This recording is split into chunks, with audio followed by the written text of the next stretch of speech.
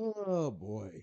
Well, I wish I could come on here and I could say that I have great news, but I do not.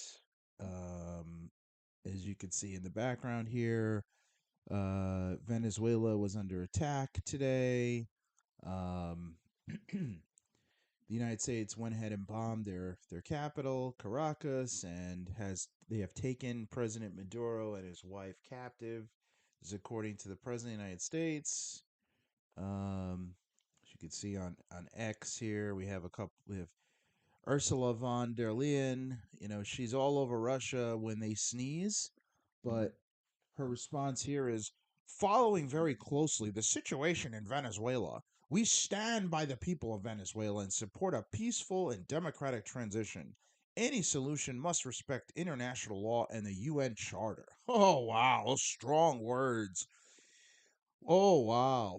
I feel I know that they are that there's going to be hell to pay, and President Trump should really be nervous because Ursula says this.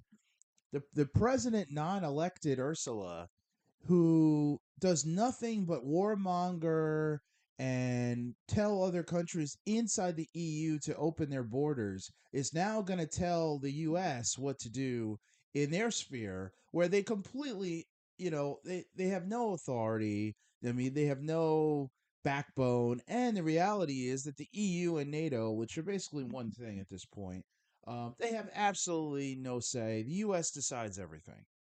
They decide everything. I mean, Russia doesn't have a say. China doesn't have a say. They should, but they don't. So this is all joke.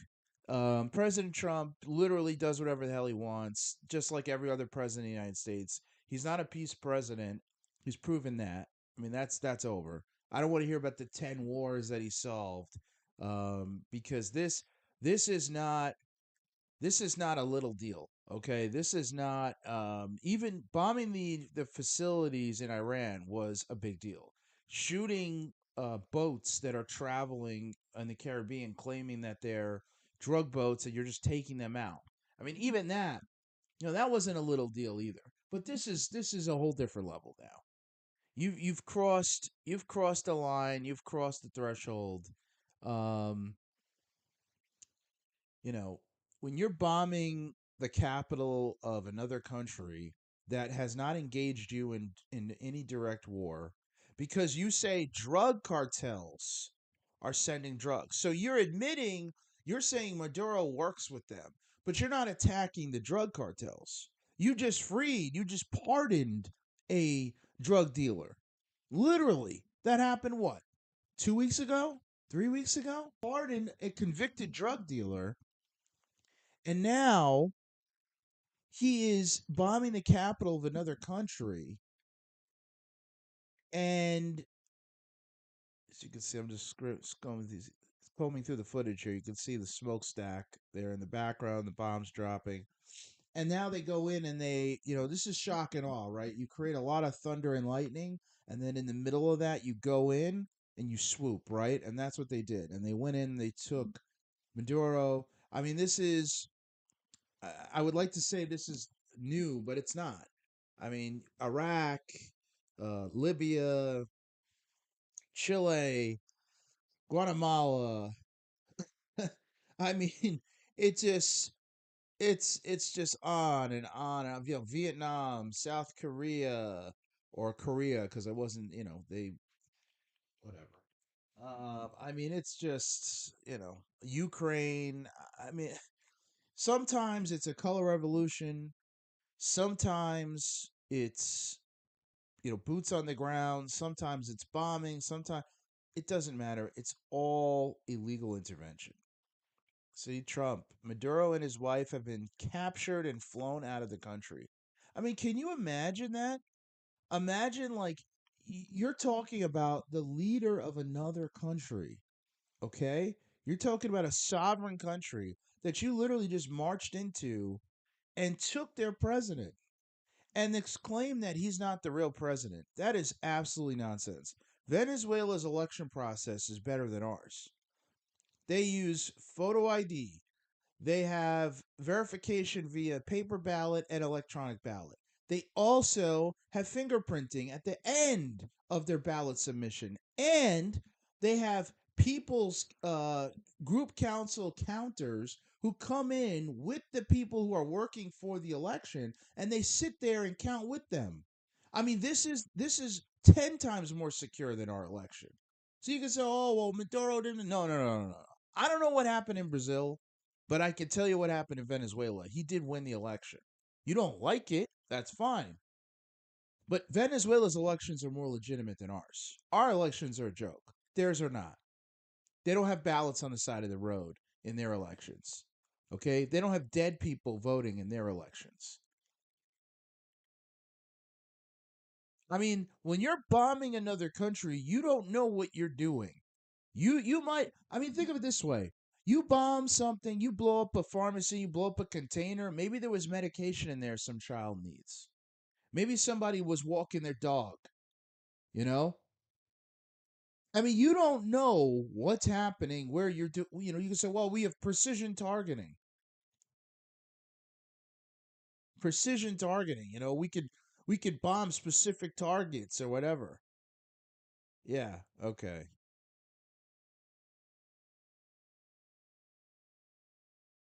You don't know we don't know how many people have been hurt. We don't know if anybody's hurt. We just don't know. We don't know yet.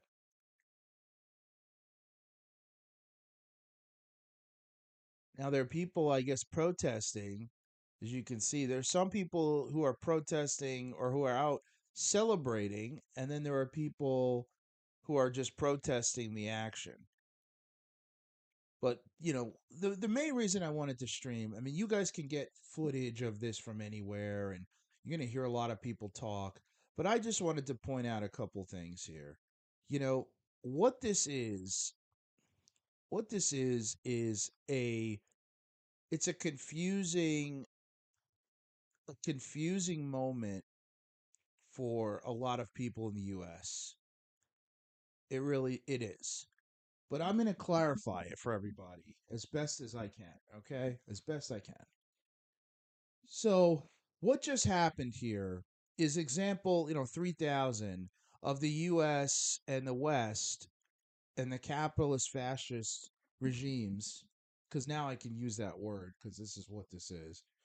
Um, Going and disrespecting and disregarding not only international law but our own constitution in order to further their own interests. Because as the president or the Nobel Prize winner said just the other day, that this will open up the opportunity to privatize all the resources of Venezuela and American companies will make lots of money. Well, how does that help Venezuela? How does that help American people? So you think your electric bill is going to go down because ExxonMobil and British Petroleum and a ton of other oil and gas companies now have access to Venezuelans' oil reserves? I mean, you haven't secured the country. You just took out their leader, but you still have to go in and boots on the ground and now secure the country, right? Because you don't have that yet. So I guess that's jumping the gun. But let's assume that you do. How does that enable you to have a cheaper energy cost? It doesn't. It doesn't. Do you think that the people who run the oil and gas companies, do you think that if they have a monopoly on a massive amount of reserves here that rivals that of what you have in OPEC between the US and Venezuela, if you secure that, do you think that if they own a monopoly on the resource that they're going to lower the prices? They're not going to do that. Why would they do that? These guys are out to make money. If they would kill somebody to get the oil, do you think they'll voluntarily lower the prices? Think about that. If you're sitting here and you're cheering on this neocon nonsense, okay? I won't even call out the liberals because the liberals aren't saying a damn thing. The liberals are quiet. Okay? Bernie Sanders is not saying anything. He didn't do anything. You know he's a sitting senator, right? You know he's a sitting senator. Does absolutely nothing. AOC's in Congress right now. Right now. She was part of a majority, and now she's a minority, and soon she'll be a majority, and she's not going to do anything. Ilhan Omar's own people are under attack for fraud, and she's not doing anything. You know why? Because they're all part of it. They're all part of it.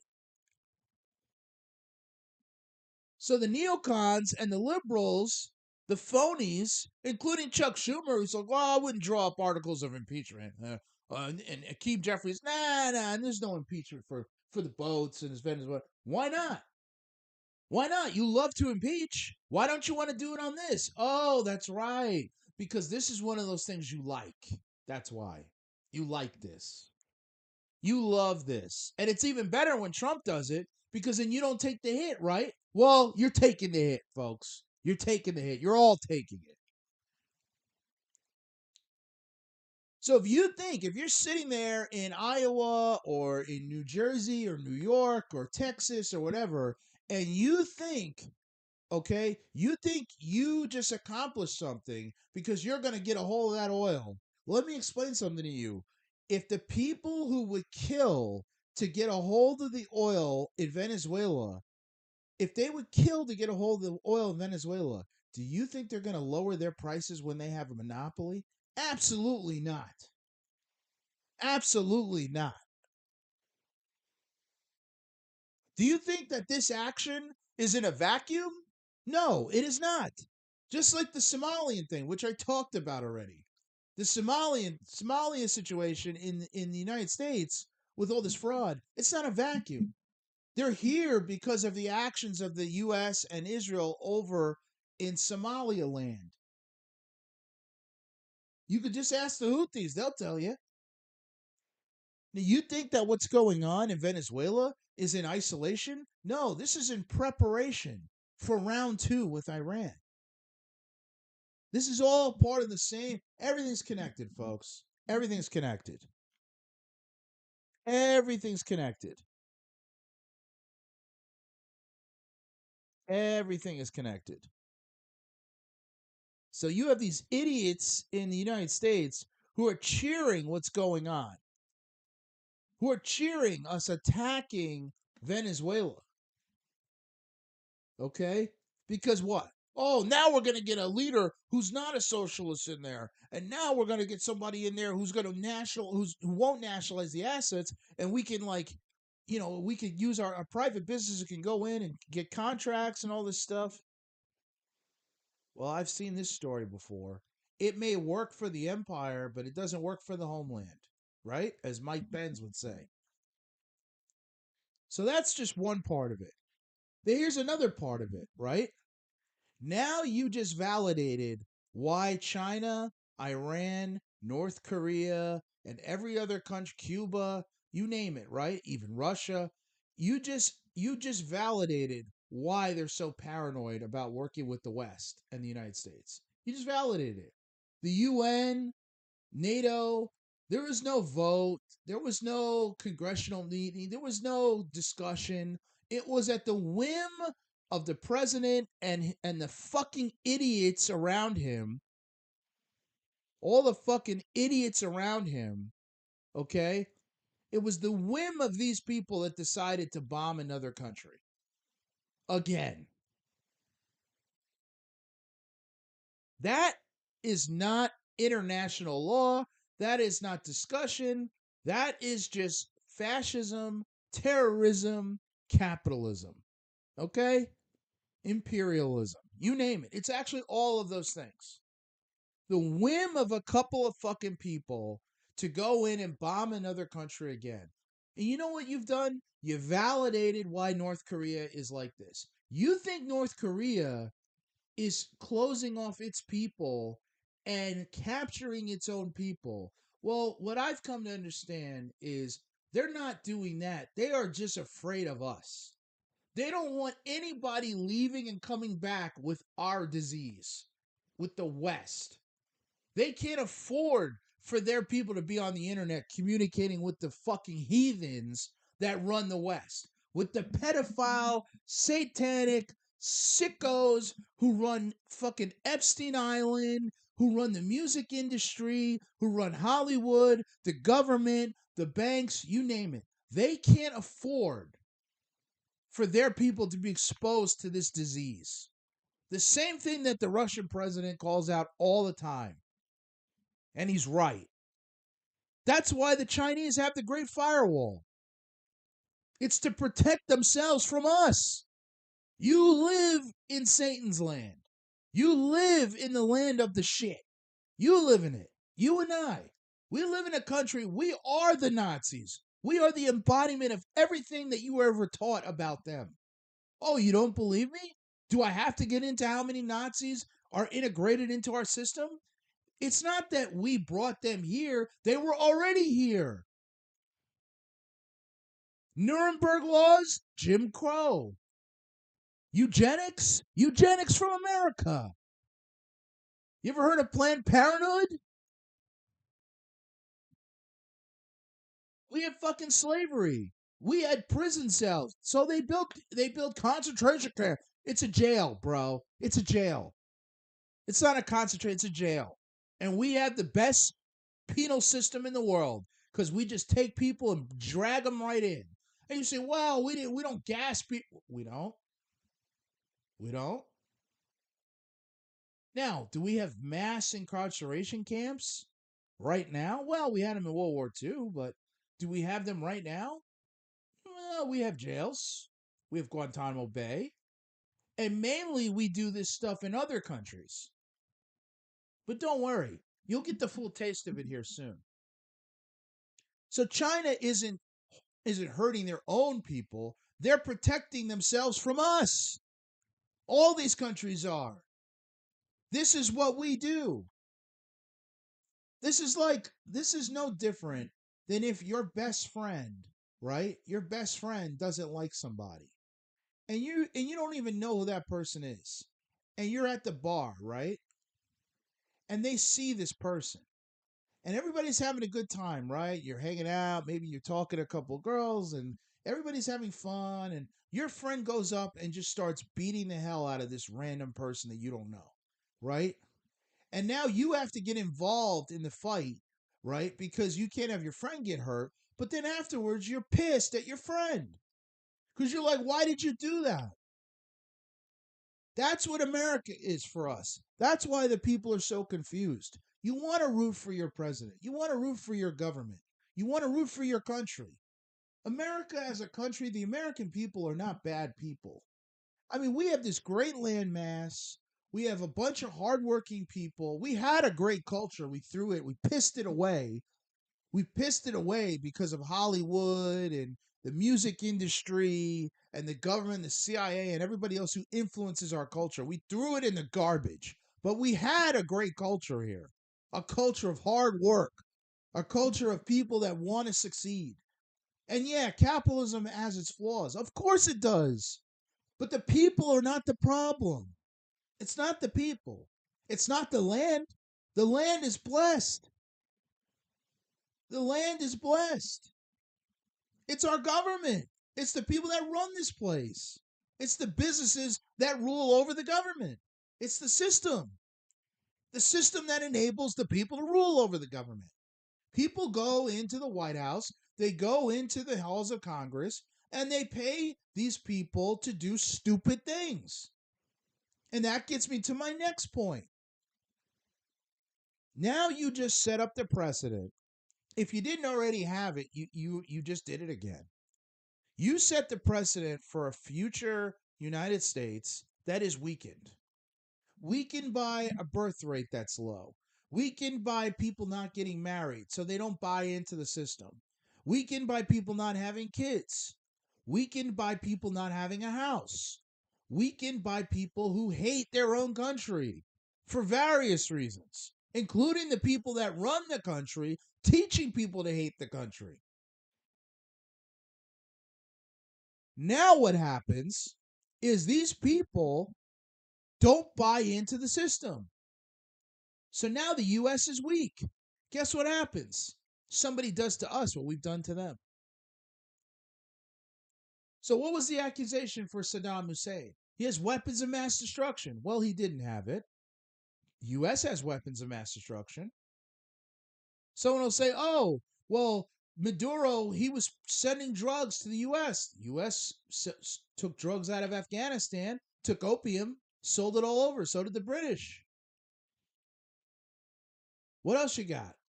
Oh, Iran is a theocracy and it violates human rights. You ever heard of the United States? Violated human rights until 1965. Violates human rights right now. What else you got? Oh, well, Venezuela. Every country that we've ever attacked, South Korea or North Korea, Vietnam, you name it. I mean, any country, anybody you can think of. We have done, we have been the aggressor and we have done the action to other countries. So somebody who becomes powerful, it doesn't have to be China, it could be some other country. 20, 30, 40 years from now could go, hey, you know what? U.S. has committed war crimes. U.S. violates human rights. U.S. is a threat to democracy. U.S. does this. U.S. does that. Let's bomb them. Let's bomb their capital. Let's bomb their cities. Let's kidnap their leaders. Let's hurt their people. Let's starve their people with sanctions.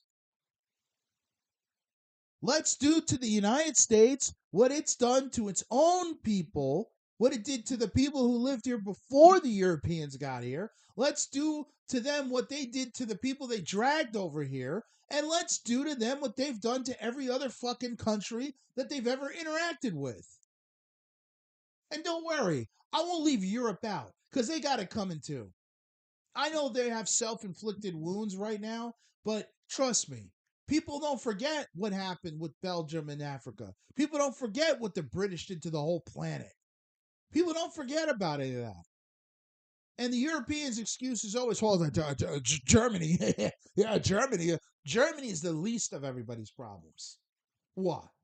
Because from 1933 to 1945, that's it? That's all you got, bro? Yeah. We got a problem here. You just set a precedent again for somebody doing to us what we're doing to other people. This cannot go on. This cannot go on. Elon Musk keeps posting about white guilt. Bro, I get it. I get it.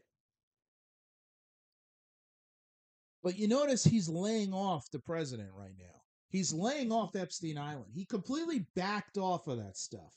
Why is that? Why is that? And I see some veterans coming out, which is cool to see, say, hey, I just want to remind people that you don't have the support. You don't have the support of the people. You don't. And here's the other thing. This is why what happened, and look at so China saying, they're shocked and condemn the U.S. use of force against sovereign state. I appreciate that. But here's the difference between China and the Soviet Union, right? The Soviet Union would have had troops and would have had naval vessels in Venezuela. Okay? Like they would have made it much harder for the United States to do this. China does not engage. This is why when people say, "Well, China's trying to take over," no, they're not. They're not.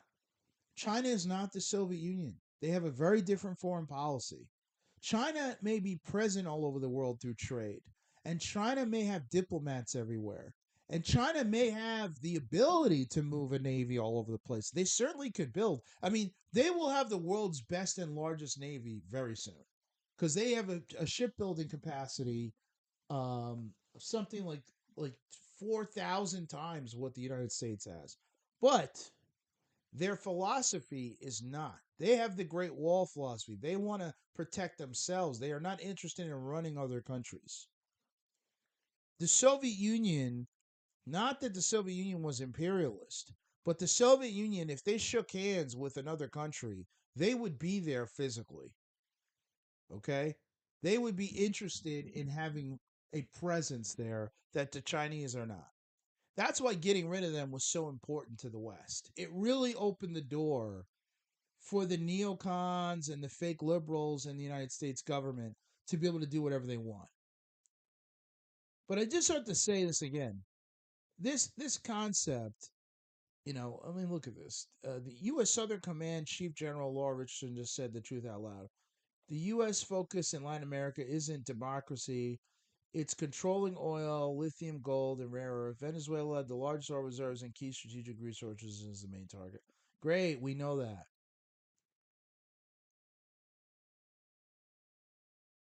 Caleb Maupin posted something else here. Many MAGA people did not yeah. Many MAGA people did not vote for the war against Venezuela. Marjorie Tatree and Thomas Massey spoke against it. Instead of highlighting those voices, PSL National has done everything it can to make such people unwelcome in the anti-war movement. They helped this. Yeah, no, it's true. I mean, that's another problem. The war the war machine's opposition is very small because you have individuals on the right who really do represent the majority of American people's voice when they say that they don't want more wars, they don't want, they want a resolution to Epstein, they want a resolution to fraud and waste and all that, but they also want to focus on the United States. They want to trade with other countries. They want a peaceful relationship with Russia and China and all these places. But unfortunately, the people who think that they're at the leadership position of the anti Trump movement, they don't welcome a conversation about Venezuela. They don't welcome a conversation about socialist countries or even theory about socialism or just anti imperialism. And the reason why, and they certainly don't want any quote unquote right wing leaders who are against war involved.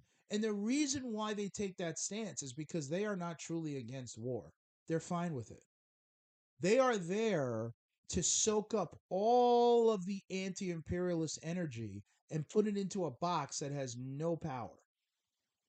They are there. That's what AOC and Bernie Sanders, that's their role. Their role is to take all the people that don't, and again, maybe they will change. Maybe they'll do something different. I can beg, plead, cry, bitch, moan, whatever, but I haven't seen it yet. But their role to this point has been to take in all that negative energy against the Democrats and the Republicans for doing stupid things and capture it, not allow it to hit directly. That's what their job has been. And that's what's happening with some of these socialist groups. They're not out there embracing Tucker Carlson. They're not out there embracing Thomas Massey or Marjorie Taylor Greene. Why is that? Why isn't AOC talking to them? Okay? AOC criticized Marjorie Taylor Greene. None of them like Tucker Carlson. Why is that? They agree on some major issues, but they won't say it because the reality is that they actually don't agree because the left's leadership against war is fake. They are just capitalists. They have no problem with bombing Venezuela. They have no problem with bombing Iran. They have no problem with Israel bombing Palestine. They're fine with it. They love it actually because it's easier when they're not in charge of it, quote unquote. Then they get to ride on the sideline, even though that's not really the case. So yeah, and these socialist groups, first of all, they don't. Some of them don't believe in any of the theory. They're not really anti-imperialist. They're just selective. I mean, like Mamdani said, right? He doesn't like Venezuela. He doesn't like Cuba because they're authoritarian and they're not LGBTQ. Okay, all right. So then you're not really anti imperialist, you're just anti certain things. Because anti imperialist covers a much wider range than just the countries that are pro LGBTQ Pride Parade and countries that are quote unquote less authoritarian, which is completely subjective because, frankly, the election process in New York is more authoritarian than the election process in Venezuela. In New York, you have a one party system. Okay, it's one party. Republicans can't win in New York, and only the Tammany Hall Democrats usually win, and that's why I don't truly believe that Mamdani is hated and feared by the power structure of New York. I don't believe that. I think that they have no issue with him, but he we'll see, may do differently than what we expect. But I have a feeling that he is, completely in line with them, and he's just there to again soak up all that negative energy that's been permeating. But this is just a train wreck, you know. This is a total train wreck.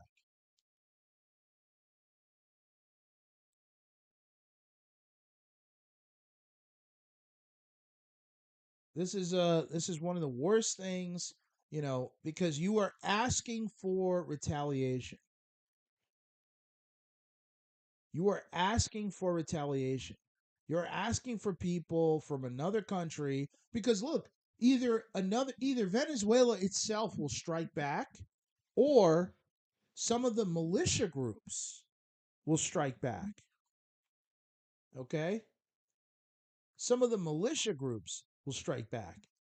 You're going to create terrorism. You are going to create new terrorists.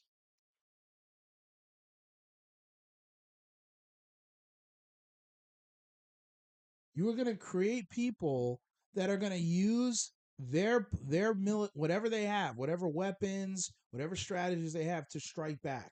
Maybe not today, maybe not tomorrow, but at some point. This is a train wreck. You just created more problems. The US has enough problems. We can't even pave our fucking roads. And now we're bombing another country?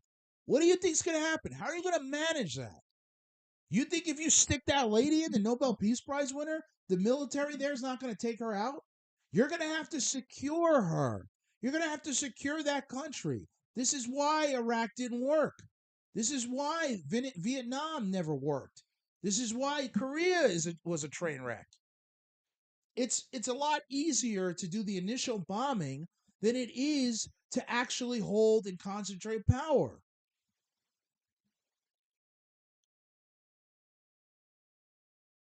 Your goal at the end of the day is different than their goal. Your goal is to control. Their goal, their goal is to live. So how are you going to control their country? By nationalizing their assets and having some corporations come down and siphon out all the wealth? How's that going to go? You don't think their terrorists are going to bomb those oil fields? You don't think they're going to blow up cafes and do whatever? You don't think you're going to create Algiers all over again? You don't think you're going to create that situation? There's a reason Abraham Traore has to have or had to use his wears his military uniform all the time because he's in a fight. They're trying to survive. You're trying to control. The French will not give up Central Africa, just like the United States won't leave Latin America alone or the Middle East or any other part of the world. This doesn't work. It's never worked. It will not work. And our founders didn't want us doing this. Don't get confused by the name. I call it Talking Marks and Markets. Why do I call this channel that? You know, people, I don't really talk about my own personal beliefs. You could figure them out, but I don't really talk about it. But why do I call it that? Why? Well, it's really not that complicated. I have appreciation for Marx. Okay, I have an appreciation for all revolutionaries. I have appreciation for smart, intelligent theory. Okay, good dialogue, and I have an appreciation for the concepts of markets, not the concept of stealing from the market or abusing the market, but markets are ways to unite people. Okay, markets are ways to trade with people. Markets are ways to bring people together where they can exchange goods and services. And markets have existed for thousands of years. That's how you have a good relationship with neighboring countries or countries in your quote unquote sphere of influence. You don't do it by bombing them.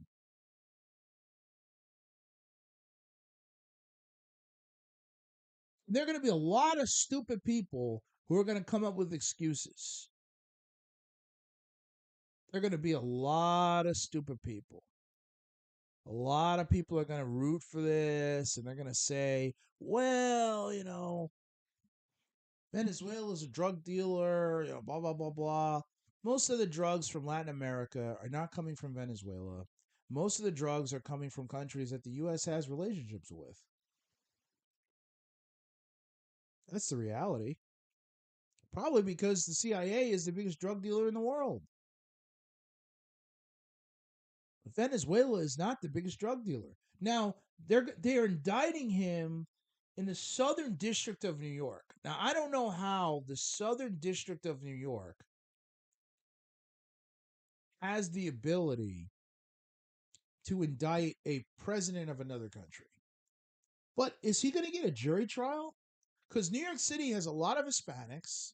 Now, some of the Venezuelans in the United States hate Maduro, but I don't think the Puerto Ricans, the Dominicans, um, and the blacks, of New York, I don't think that group. If I take most of the minorities who live and actually make up a majority of New York City, I don't think they have a hatred of Maduro in Venezuela. And they might see him as a sympathetic character who is a minority who's being persecuted by Western government. So is he going to get a jury trial here? Is that what's going to happen? Because I don't see that going very well. There's a reason they didn't want to put Libya's leader Gaddafi on trial. You put him on trial. Imagine bringing him, the leader of an African country, and putting him on trial. Nobody would want to see him convicted of anything, especially because he didn't do anything. What did Maduro do wrong? What he did wrong was he pissed off the Western banking system.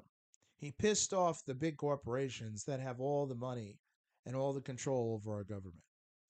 And I just want to say this for the people who run those corporations, people who work at the CIA, people who work all over, you guys you guys are doing things for your benefit, for your profit, but you have to take a step back and realize that you have set yourselves up for a horrible century.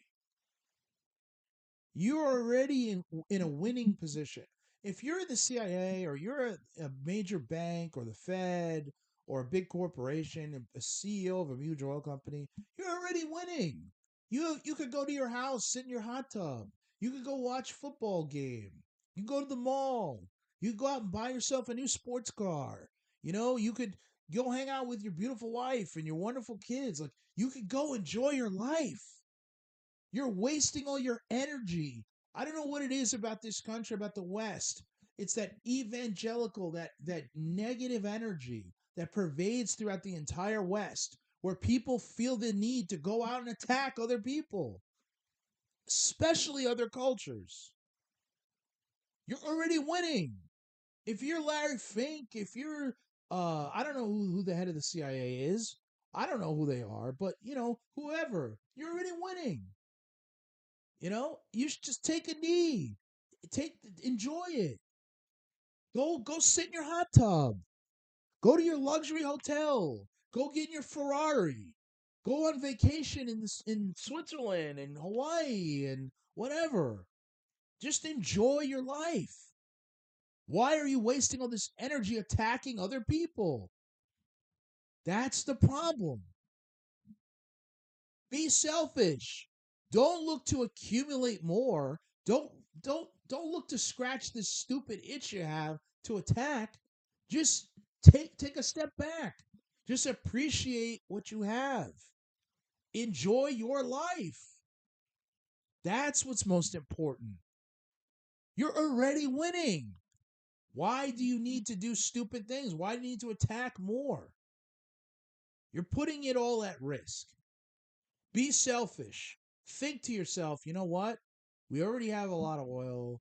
We already have a lot of money. We already have the biggest military in the world. Nobody can attack the United States. So let's not give them a reason. Let's not put the world back against the wall. Let's not do stupid things. Let's strengthen our homeland. Let's enjoy our luxurious life. Just imagine for a second if you were a local leader of a third world country that didn't have the money, the military, had a citizen base that was starving. Imagine if you could trade that to be to bring your population and the leadership to be the leadership of like the state of New York or the state of Texas or the state of California or the president of the United States or a senator from Iowa. Imagine if you were in that position. Imagine if your supporters were not some guys with AK-47s, living in a dilapidated home in a third world country. But imagine your supporters were the CEO of a $1 billion multinational corporation. Just imagine that for a second. And imagine that they used their power and their money just to support you. Why do you want to waste that time, that energy, waste that position going out and bombing another country when you could just chill, be selfish, enjoy your life? I always look at guys like Klaus Schwab and all these people who somehow I won't get into how they have the influence, but when you have the influence, why are you using all this energy to like suppress? Caleb Moffitt talks about the Malthusians and the degrowth people. I mean, I would ask those people, what is the big deal? You already have everything you need. Enjoy your life. They can't do it, and that's their Achilles heel. That's the thing that's going to get them taken out. They don't know how to stop. It's the same thing for some of my, some of my Israeli friends. They don't know how to chill. They just don't know how to do it. It's not in their DNA. I don't know if Ash was Ashkenaz like this. I mean, is there something in the DNA of the West that people just can't enjoy what they have? They have a lot, you know, but they can't. And that energy has been going on for thousands of years. And it's not just the West, right? I mean, it's not that you don't have that energy somewhat in Africa and the Middle East, in ancient times and in Mesoamerica and stuff. Yeah, no, it was there. There were tribes in the US that fought each other, stole from each other, killed each other. Peace is hard. Peace is hard. It's hard to attain, it's hard to sustain. The reason why it's so hard is because it's so important. It's easier to be a warmonger. It's harder to have peace. It's harder to have control. It's harder to not want to harm people. There's something off. The energy is off. And if you just look at this situation here, you have people that have everything and they're using what they have to ruin other countries. And the American people are not behind this. There's a minority of people who are jumping and doing backflips, and they think this is cool. They just want to see something blow up. Majority of people are not behind this. This will not work. This won't work. This is a train wreck, and this is going to lead to lots of civil unrest. It's going to be hard to secure the country. And if all you did was take Maduro out, what did that accomplish? What did that accomplish? I don't think Marco Rubio should be surprised if at some point he's brought up on war crimes. I just wouldn't be surprised. Anyway, that's pretty much it. I just wanted to get on here, post this. I mean, look at this fucking Carrie Lake. I mean, she might have lost her elections illegitimately, but she comes off as a fucking idiot. Free the people of Iran. Free the people of Cuba. Free the people of Venezuela. Free the people. How about free the people of the United States from people like you? How about free the people of America? Free the people of Iran? What she calls freedom is intervention, invasion, manipulation, and raping of their culture and their money. And whatever they have, you want to take. You want to free the people of Cuba? People of Cuba don't want to be freed by you. You want to free the people of Venezuela? They have the best election system in the world. They voted for what they got, and then you don't like it. And by the way, we vote and we never get what we want. So we need to be freed from you.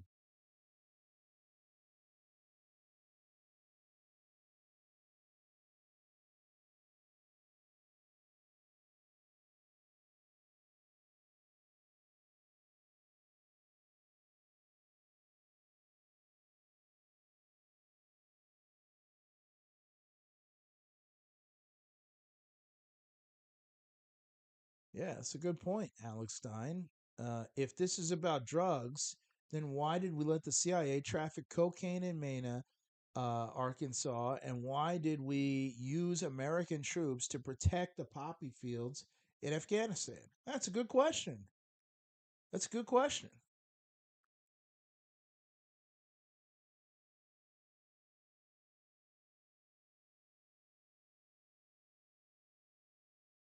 It's a very, very, very good question.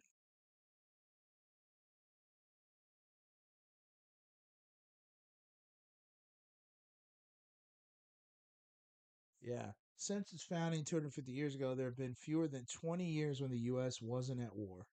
This country has a deep love for war in its genes. Yeah, I mean, that's practically, true because the US has, unfortunately, it was founded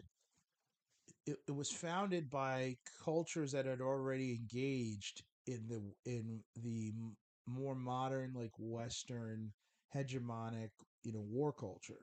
So the British, the Dutch were more of a financial power than a war power. But they had their colonies. The British, obviously, the French were here. We were discover the other European countries that had come here. The Spanish, they were here. They were in the South and obviously in Florida. The French were here, and the New Louisiana area. I mean, look, there all of the countries that were in the United States were here because of their imperialist colonial aspirations. And those are the people that populated the country, and those are the people who left their mark. And I'm not saying that the Native Americans didn't have a war culture. They did. There were wars, there were battles. Tribes did not all just kiss each other. Um, you know, but yeah, I mean, there is a culture that comes from another war culture from the West that is dominant here. And the people that run the country, the white Anglos that rule over the United States, they come from people who came here seeking the pillaging of assets. And the United States engages in it. Now, to be fair to the United States, she's saying, 20 years. I don't really count most of the wars before World War One. And this is where people like Li Zexing and others, they don't really understand our history. Um, just like most Americans don't understand Chinese history. I think I understand both better than most. Um, you can't count the Revolutionary War, okay? You can't count that. The U.S. trying to free itself from the British colonial power. You can't do that. You can't count the War of 1812, so I wouldn't count that. Um, you can count the Spanish American War if you want to count that. That's fine. But I mean, let's not pretend like the Spanish were like friendly in the United States. They weren't. But you can count that. You can certainly count the invasion of Hawaii. You can count that. I wouldn't count the Civil War. Um, I wouldn't count the Civil War because the Civil War was heavily influenced by Europe. They wanted the South to maintain its independence and keep the slave trade going. That's why they bought all the the currency notes from the Confederacy. That was a bankers' war, so I wouldn't count that. Um, I would not count. Well, I would count World War One. That was, that our intervention into World War One came after the Fed, and basically when the country was completely taken over by the Western banking system. So, after 1913, the Fed's created. The Fed is part of an international banking cabal that, rules over Western Europe and, centered in Basel, Switzerland. So yeah, I mean, World War One, definitely, I would count that. World War Two, absolutely. I mean, the 20th century is where things get ugly because in the 19th century and the 18th century, you could argue these are wars for territory related to the United States or on the soil of the United States itself, where the government in the United States was not always um, the aggressor. You cannot make that case in the 20th century. World War One, we jumped in. World War Two, we jumped in, and we had a huge, huge part in that. Also, the invasion of Russia, which is not talked about. They call it the Russian Civil War. It wasn't a civil war. It was a war where the Bolsheviks were attacked by global powers: the British, the United States, the Japanese, the French. I don't know if the Italians did or not, but I think that might be it. Then, obviously, after World War II, you have the Korean War. After the Korean War, you have Vietnam War. After Vietnam, there's undercover wars, CIA operations in the 80s. Then you have Iraq War One, the bombings of Iraq, the military action, Kosovo, um, other incursions, covert ops that we're not supposed to know about. Then you have the war in Afghanistan, the war in Iraq again, war against Libya, war, I guess, military involvement in Lebanon, Syria. Um, I'm sure I'm forgetting. I'm probably forgetting something. Our involvement in Ukraine, and then, of course, now Venezuela. And I skipped over some stuff. I mean, there's Guatemala, Chile. I mean, those were like quasi covert ops operations. Maybe not public wars, but they were. It's all war, right? I mean, you can quibble over the titles, but it's all war. And then, yeah, now you have Venezuela, right? So, oh, did I say? Yeah, I said Vietnam. I was gonna say. I mean, you have other horrible things that happen. Like the murdering of a million Indonesians, right? Obama's father or stepfather knows all about that, right? We don't talk about that. You have the stuff that happened in Sudan, stuff that's going on in Somalia. We don't talk about that. Obviously, our support for Israel against Palestine. Um, yeah, I mean, it's been a lot of war. I mean, the 20th century, like I said, in the 19th century, you can make good excuses. I don't. This to me, the 18th century, the Revolutionary War, you can't count. You can't count the War of 1812. You can't count the Civil War. You can argue about some of the other ones, but the 20th century is all train wreck. I mean, every world war we shouldn't have been in, shouldn't have done Korea, shouldn't have done Vietnam. Forget about Iraq, Iraq 2, Afghanistan. I mean, these are all totally. We knew Osama bin Laden wasn't in Afghanistan. We knew that Saddam Hussein had nothing to do with 9/11. We also knew that he didn't have weapons of mass destruction. We knew that. So those wars were useless. We did that for no reason. We got our own people killed and killed millions of people for no reason. Libya, he didn't have weapons of mass destruction. He wasn't doing anything wrong.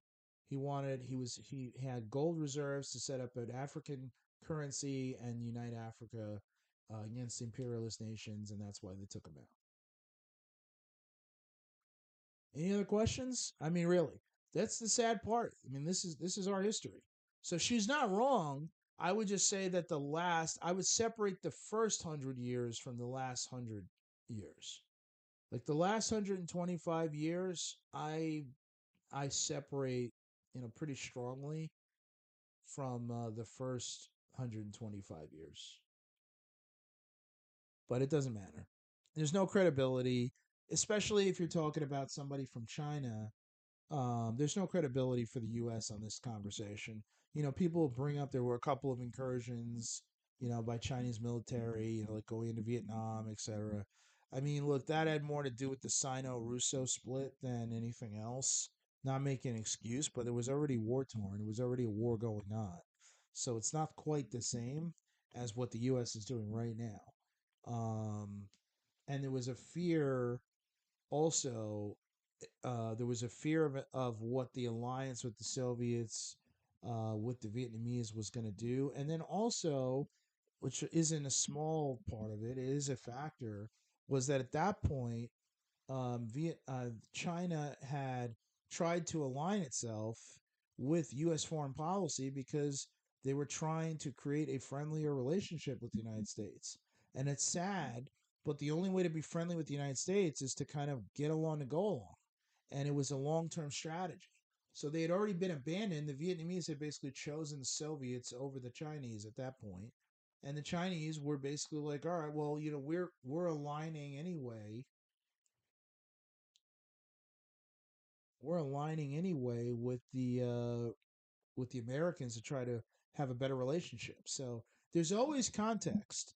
This is why they don't like to teach history in schools, because when young people, especially generations like we have now, like Gen X or whatever, these young people out there, they're very smart, they're very they have a natural inclination against power. They're well aware of their environment, but they don't always know all the history because they're not being taught. They have to go out and find it. And sometimes they find it from terrible sources, and sometimes they find it from good sources. Um, but unfortunately, it's not taught in the schools. Now, you can't trust your textbooks because, as we know, Ghislaine Maxwell's father was one of the owners of the McGraw Hill Corporation, and they basically fit all their history and everything else they taught to deprogram all of our good energy into shit. So you're not learning anything from them. So you have to go out and do your own research, and most people don't have the time for that. So I hope that the information I'm providing is helping some of these young people who have the great energy, the great passion, and the right moral standard to know what's right and what's wrong, and at least have some background, and then do your own research. Don't take my word for it. But everything I say comes from some background. Okay, I'm not talking out of my butt. Forget about studying political science at an Ivy League school. Forget about having an MBA. Those things don't really matter. What matters is just what information is true and false, and then understanding it, analyzing it, and being able to articulate it out to the world. And that's what I'm trying to do here. I don't run an organization. I'm not taking money from anybody. This is just me talking on my own, expressing my emotions, expressing my feelings, what goes through my abyss, right?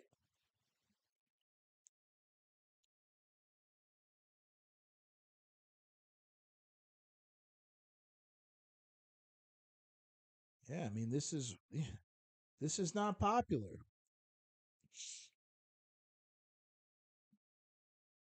And you see the energy that these guys have for fraud. They just don't have they just don't have this energy for the other actions. And they're all connected.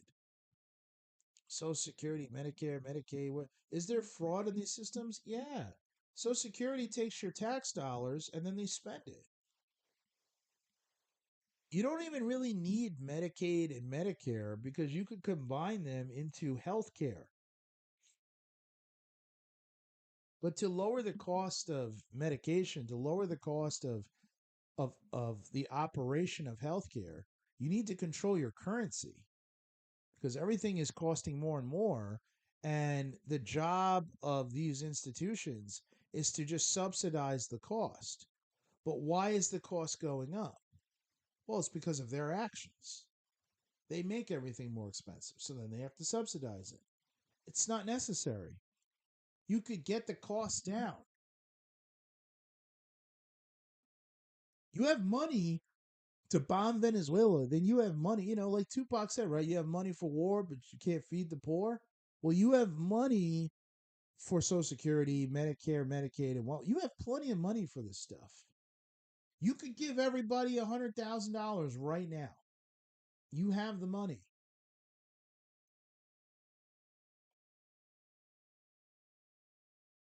It's important to understand all this stuff.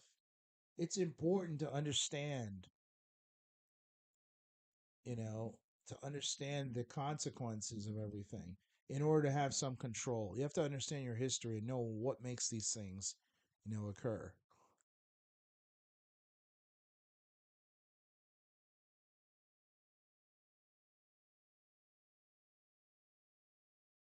Let's see. He's at Federal Plaza right now. Oh, so he is coming to New York. Wars. They did not want new attacks on countries. They did not want new regime change operations. I'm furious about the fact that Donald Trump has betrayed the people who voted for him by doing this. I'm furthermore furious about the fact that the anti-war movement that could have stopped this was run by people who were not interested in doing so. The anti-war movement in the United States is controlled by people like Brian Becker and Sarah Flounders and Joe Lombardo, who are determined to keep the anti-war movement part of the Democratic Party. Listen, there is one group of people that could have stopped this, and that was the dissident MAGA. Marjorie Taylor Greene, Tucker Carlson, all the people that were in the Trump camp that were saying we don't want new wars, we don't want new regime change operations. Those are the people that could have stopped this. Those are the people who could have influenced Trump. And instead of highlighting those voices, instead of allowing them to be part of the hands-off Venezuela movement, Brian Becker and Sarah Flounders and all of them preached that those people are Nazis. They advocated violence against them. I have seen videos of hands-off Venezuela rallies where they didn't even have signs about Venezuela. All the signs were about ICE, right? The misleadership of the anti-war movement, the so-called anti-war movement in America, run by woke leftists who engage in cancel culture and smear campaigns, who are more interested in transgender bathrooms than standing with Venezuela. They have to be called out.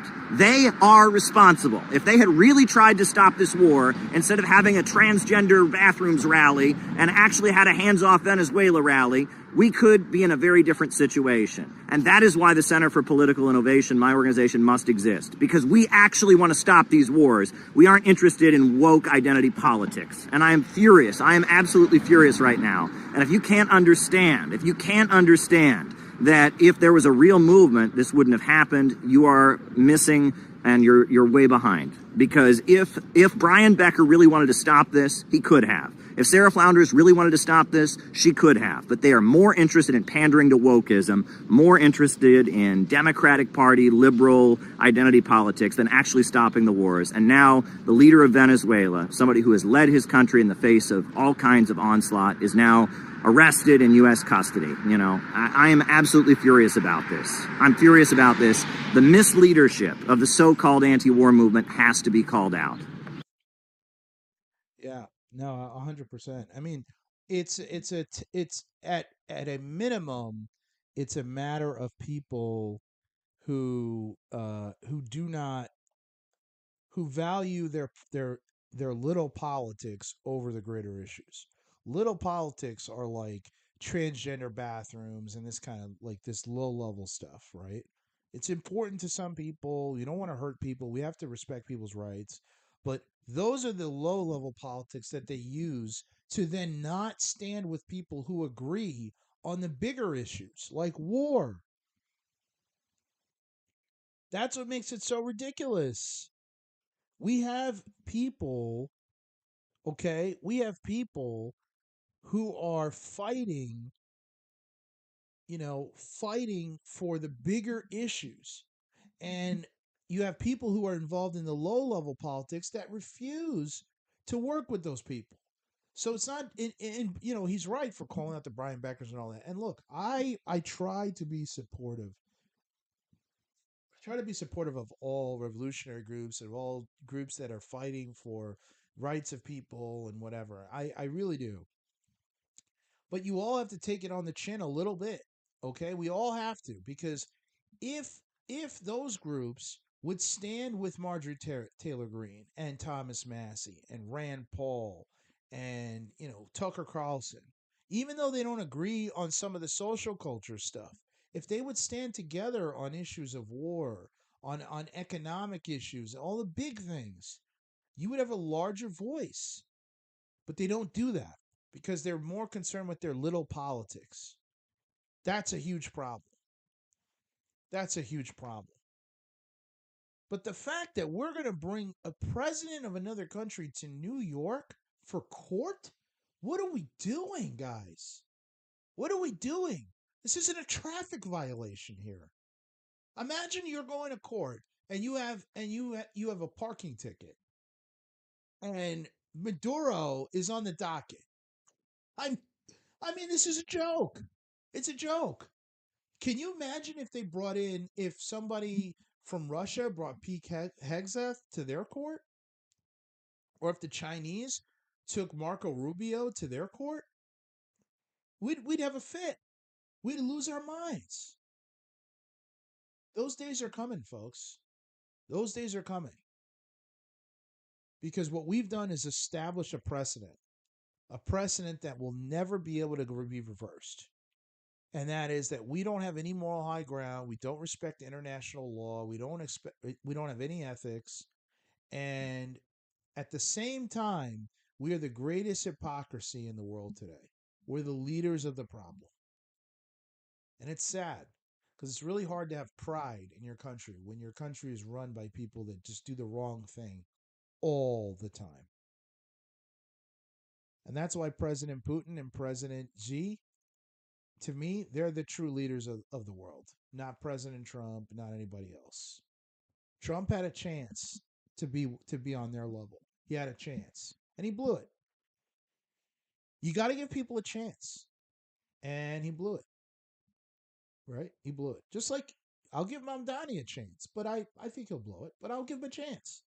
I'll give him a chance because I don't know him. He might be a very nice man. And the president, look, Trump might be a nice man. I don't know him. He might be a very nice guy. His family seems nice. They look, beautiful family, beautiful kids, beautiful grandkids, all that. I have no issue with them. But he blew it.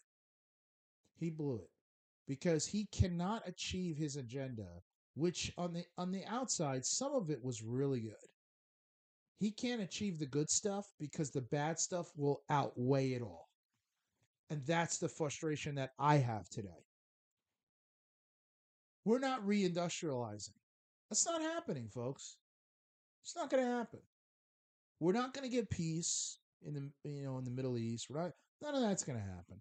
It's not going to happen. And I'm going to be on here every day complaining and cajoling. And what I'm trying to do is offer some solution. I'm going to try. And here's my offer for Venezuela. Okay? You've already ruined it with Maduro. You blew that. What I would do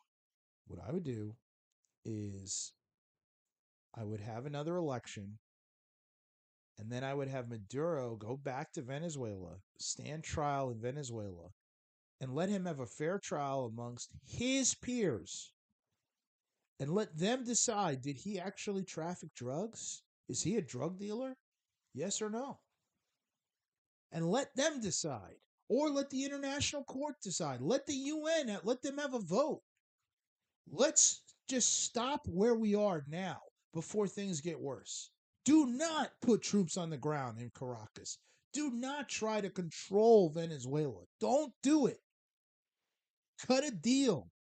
Tell Maduro that listen, the oil companies, if you're Trump, the oil companies are up my butt. Let them get automatic 30% or so. I don't know. Cut a deal. Do something. Do not be Bush 2. Don't be Obama 3. Forget it. Otherwise, it's just another failure from another administration.